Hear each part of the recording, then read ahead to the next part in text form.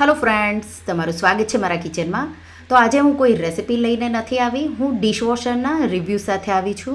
તો એબ્રોડમાં ડિશવોશર વપરાતા હોય છે પણ ઇન્ડિયામાં નથી વપરાતા. તો ઇન્ડિયામાં ડિશવોશર કેટલું યુઝફુલ છે, જો તમે લેવાનું વિચારતા હોય તો આ વિડીયો ડિટેલ સાથે તમે જરૂરથી જોજો. આમાં હું ડિશવોશરના ફાયદા ગેરફાયદા, કેવા વાસણ જાય, કેવી રીતે ડિશવોશર વાપરવું, અને આની 2 થી 3 બ્રાન્ડ આવે છે ઇન્ડિયામાં, સિમેન્સ, IFB અને બોશ, ચોથી LGની પણ છે. તો જે પણ તમને ગમે એ તમે ડિશવોશર લઈ શકો છો અને તમને આ ડિશવોશર બહુ જ યુઝફુલ થશે. મને આ લોકડાઉનમાં તો બહુ જ યુઝફુલ થયું છે અને બહુ જ વાસણ છે એ તમારા સ્પાર્કલિંગ ક્લીન થઈ જાય છે. તો ચાલો આપણે જોઈએ. તો મારી પાસે બોશનું ડિશવોશર છે, તમે કોઈ પણ બ્રાન્ડનું લઈ શકો. એમાં આવી પહેલાં ઉપરની સાઈડ થોડી ડિજિટલ આવી ફ્રેમ આવે, એમાં બધા ફીચર્સ લખેલા છે અને થોડા બટન છે.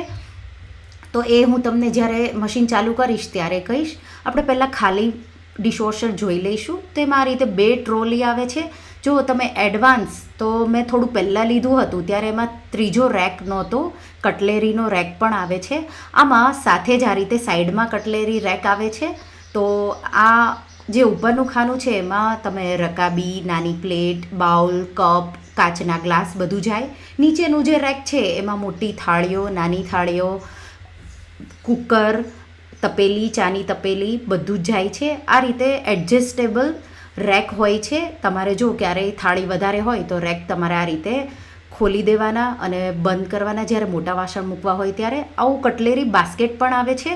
જો તમારે વધારે ચમચી થયું હોય તો એકસાથે ચમચી, છરી હોય, નાના ચમચા હોય, એ બધું એકસાથે તમે વોશ કરી શકો છો. એકદમ સારી રીતે આ બાસ્કેટમાં વોશ થઈ જાય છે. આ રીતે તમે રેક ખોલો એટલે આ રીતે 2 સ્પ્રિંકલર હશે, તો એમાંથી પાણી છટાય અને આપણા વાસણ ધોવાય છે. તો આ રીતે નીચે પણ છે. નીચે એક આવું ઢાંકણવાળું ખાનું છે, એમાં જે મીઠું હોય, સોલ્ટ, એ જતું હોય છે. તો જો હાર્ડ પાણી તમે રહેતા હોય ત્યાં હોય તો એને સોફ્ટ કરે છે. ઉપર આ રીતે સાઈડમાં ઢાંકણમાં આ રીતે ડિશવોશરનું ટેબ્લેટ કે પાવડર નાખવાનું આવે છે અને આ બીજું જે છે એમાં ડિશવોશર શાઇનર પણ આવે છે. જો તમે ટેબ્લેટ વાપરો ડિશવોશર માટે તો આ શાઇનર પણ ઉમેરવાની જરૂર નથી અને મીઠું પણ વાપરવાની જરૂર નથી, કારણ કે ટેબ્લેટમાં ઓલ ઇન વન આવે છે. તો મીઠું અને શાઇનર બધું જ ટેબ્લેટમાં આવી જતું હોય છે. પણ જો તમે પાવડર વાપરવાના હોય તો તમારે મીઠું અને આ જે શાઇનર આવે છે એ પણ નાખવું પડે છે. તો વાસણ છે એકદમ ક્લીન પણ થઈ જશે અને એમાં જે દાગ રહે પાણીના એ પણ બિલકુલ નહીં રહે. તો આ રીતે મેં શાઇનર ભરી દીધું છે. હું ટેબ્લેટ વાપરવાની છું તો પણ મેં ડેમો માટે ભર્યું છે. હવે આપણે ડિશવોશરની ટેબ્લેટ જોઈશું. ટેબ્લેટ છે એ અલગ અલગ બ્રાન્ડની એમેઝોનમાં ક્યારેય ઓફર હોય ત્યારે હું એકસાથે લઈ લેતી હોઉં છું. તો 100 જેટલી આ ટેબ્લેટ છે, લગભગ 3 મહિના સુધી મને ચાલે. ડિપેન્ડ તમારા ઘરમાં કેટલા વાસણ થાય એ રીતે. તો આ રીતે ટેબ્લેટ ખોલી, જે ટેબ્લેટનું ખાનું છે એમાં આ રીતે મૂકીશું. તમે પાવડર વાપરવાના હોય તો પાવડર નાખવાનો, આ રીતે ખાનું બંધ કરી દેવાનું. હવે હું આ રીતે બાસ્કેટમાં વાસણ એકસાથે ભરી દેતી હોઉં છું અને જ્યારે વાસણ ભરાઈ જાય આખું એટલે આપણે એને ડિશવોશરમાં ગોઠવીશું. તો આ રીતે પહેલાં કુકર, તો તમે જોઈ શકો છો એકદમ દાળવાળું, આપણે એઠું કાઢવાની બિલકુલ જરૂર નથી. તમારે જો પાણીથી ખાલી રિન્સ કરી અને એકસાથે જો તમારે ગોઠવવા હોય બાસ્કેટમાં તો ગોઠવવાના. આમાં માત્ર ચોખાના ભાત બાફેલા, રોટલીના ટુકડા કે શાક કે એવું કાંઈ ન રહેવું જોઈએ. માત્ર તમારે જે કચરો હોય એ લઈ લેવાનો, બાકી એને આપણે ધોવાની પણ જરૂર નથી. આ રીતે ચાની ભૂકી છે એ કાઢી લેવાની. એ રીતે મેં કુકર પહેલાં નીચેના રેકમાં ગોઠવી દીધું. એ જ રીતે ચાની તપેલી, પ્રેશર કુકરનું ઢાંકણ આ રીતે ગોઠવ્યું. હવે પ્લેટ, તો કાચની પ્લેટ હોય, આવી સિરામિકની પ્લેટ હોય કે સ્ટીલની પ્લેટ હોય, એ બધી જ જેટલી આવે એટલી ગોઠવી દેવાની. આવા ખાનાવાળી પ્લેટ પણ આવે છે, મોટી પ્લેટ.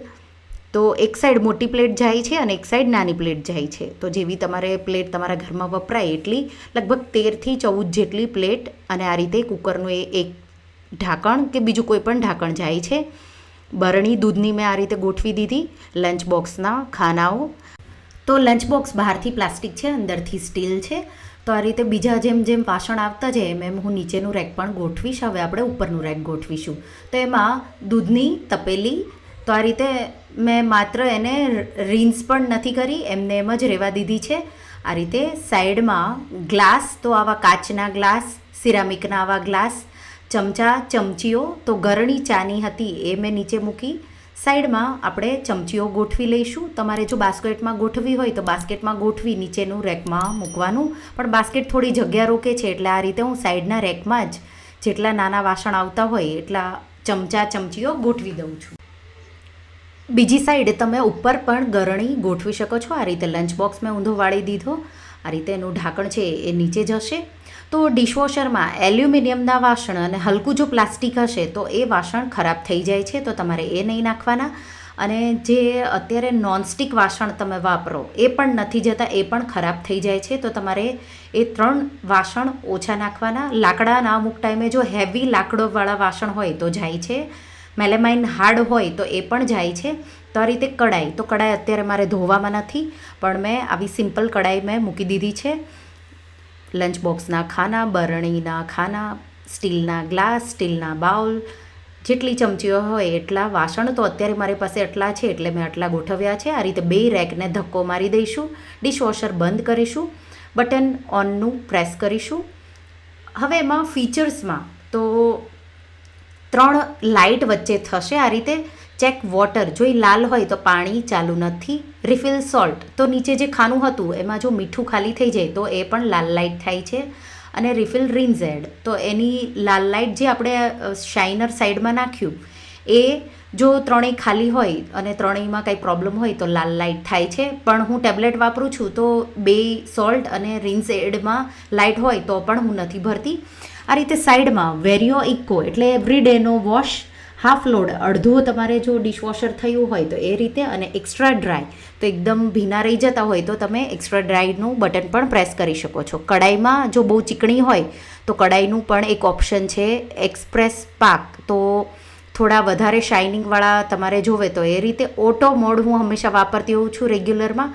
ઇકો, તો પાણી ઓછું વપરાય છે. ક્વિક, ક્યારેક ઉતાવળ હોય અને ઓછા ગંદા હોય તો ક્વિક પણ કરી શકો છો. પ્રીરિન્સ, તો એઠું વધારે હોય તો એકવાર પ્રીરિન્સ કરી લેવાનું. તો હવે આપણે મશીન ચાલુ કરીશું. તો VarioEco બટન પ્રેસ કરીશું. ઓટો મોડ મેં પ્રેસ કર્યું છે અને હવે આપણે સ્ટાર્ટનું બટન કરીશું. જો વાસણ વધારે એઠા હોય તો પહેલાં પ્રીરિન્સ બટન એકવાર પ્રેસ કરી લેવાનું, અને કડાઈનું ઓપ્શન હોય તો એ બટન પ્રેસ કરી લેવાના. હવે આપણે સ્ટાર્ટ કરીશું. તો 1 કલાક અને 20 મિનિટમાં આપણું ડિશવોશર થઈ જશે. તો હું રાત્રે જ હંમેશા ડિશવોશર કરતી હોઉં છું એટલે મને સવારે બધા ક્લીન વાસણ મળે.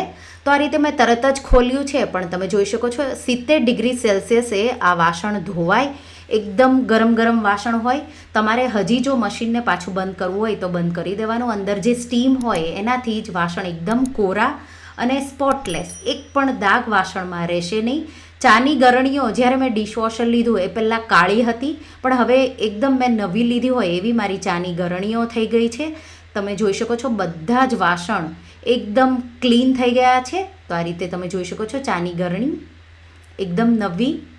દૂધની તપેલી, તો બિલકુલ એમાં એક પણ દાગ નથી રહ્યો. જો સુકાઈ ગયું હોય તો કદાચ થોડા દાગ રહી જાય તો તમારે થોડું એને પાણીવાળી કરી અને પછી એડ કરવાની. આ રીતે કાચનો ગ્લાસ તમે જોઈ શકો છો એકદમ શાઇનિંગવાળો થઈ ગયો છે, એકદમ નવો લીધો હોય એવો ગ્લાસ જોઈ શકો છો. એ જ રીતે બાઉલ સિરામિકના એકદમ શાઇન. તો તમે કામવાળા પાસે કરાવતા હોય કે તમે જાતે પણ ધોતા હોય તો પણ આટલા ક્લીન અને ડ્રાય એકદમ કોરા વાસણ તમને મળશે જ્યારે પણ તમે ડિશવોશર કરો ત્યારે. નીચેની બધી પ્લેટ તમે જોઈ શકો છો એકદમ ક્લીન થઈ ગઈ છે. કુકર પણ હું તમને બતાવી દઈશ. તો આ રીતે મને બહુ ઇઝી લાગે, મને જેવા વાસણ જોવે એવા મળે. અને બધા સ્ટીલના વાસણ, કાચના વાસણ એકદમ નવા હોય એવા થઈ જાય છે. આ રીતે બરણી પણ એકદમ ક્લીન થઈ ગઈ છે, કોઈ પણ સ્મેલ આવતી નથી. જેવા ચીકણા હોય બધી જ ચીકાશ નીકળી જાય છે. 70 ડિગ્રી સેલ્સિયસ પાણીથી આ ધોવાય છે. તો એટલું બધું ગરમ પાણી હોય તો હલકું પ્લાસ્ટિક હશે તો એ બેન્ડ થઈ જાય છે, બીજું કાંઈ પ્રોબ્લેમ નથી. અને એલ્યુમિનિયમ અને જે નોનસ્ટિક હોય છે એ ટેબ્લેટમાં અમુક એવા કેમિકલ આવે છે તો એ દાગ વાસણ કરી દે અને નોનસ્ટિક ખરાબ પણ થઈ જાય છે. તો એ 2 થી 3 ઇવન લાકડાના જો ભારે ક્વોલિટીના વાસણ હશે તો એ જશે, પણ હલકી ક્વોલિટીના હશે તો એ ખરાબ થઈ જશે. એ જ રીતે મેં બીજું રેક કરી લીધું. તો તમે જોઈ શકો છો, પહેલાં મેં ગોઠવ્યું ત્યારના પિક્ચર લીધા છે અને હવે ધોયા પછીના. તો લગભગ મેં 70થી 80 જેટલા વાસણ ગોઠવ્યા છે. આમાં તમારે ઊંધા વાસણ ગોઠવવા જરૂરી છે અને એક ઉપર એક વાસણ ન આવે એ ધ્યાન રાખવાનું, નહીંતર તમારા વાસણ ગંદા રહી જશે. તો આ રીતે એકદમ સ્પાર્કલિંગ ક્લીન. અને મેં છરી પણ સાઈડમાં મૂકી દીધી છે. આ રીતે નીચેના રેકમાં ઇડલીની પ્લેટ, સાદી સર્વિંગ પ્લેટ, અમુક મારી પાસે ભારે પ્લાસ્ટિકના વાસણ છે એ પણ મૂક્યા, સિરામિકના મૂક્યા. તો મને હંમેશા સવારથી સાંજના વાસણ જો ઓછા હોય તો, નહીંતર ક્યારેય બપોરે પણ મારે ડિશવોશર કરવું પડે તો હું 5 મિનિટમાં ગોઠવી દઉં. જ્યારે મારે વાપરવા હોય ત્યારે મને ક્લીન વાસણ મળે. જો તમે મેડ ઉપર ડિપેન્ડ ન થવું હોય અને તમને જ્યારે જોવે ત્યારે તમારા ક્લીન વાસણ મળે તો બહુ યુઝફુલ છે. જો તમને આ વિડીયો યુઝફુલ લાગ્યો હોય તો આ વિડીયોને લાઇક કરજો, શેર કરજો અને મારા ચેનલને સબસ્ક્રાઈબ કરજો. જો તમને આ ડિશવોશરનું રિવ્યૂ ગમ્યું હોય તો મને કમેન્ટમાં જણાવજો. તો હું આવા નવા સાધનો